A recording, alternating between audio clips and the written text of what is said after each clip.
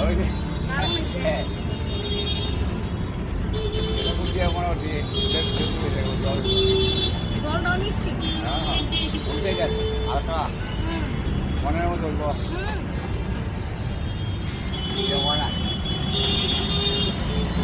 সবাই যেন আপনার দোকানে আই এদিকে আপনার দোকানটা খুব আর ভালো হলে তো এখানে আইয়া না খারাপ হলে তো এখানে আইয়া না খাওয়াই তো যেমন সব দিক থেকে ভালো করবো এমন কথা আসলে না। আমরা সবই ভালোই পাই, আর আমরা যেই যত লোক পারি ভালো দেওয়ার চেষ্টা করি, চেষ্টা করি। একবার যদি খারাপ হয়ে যায়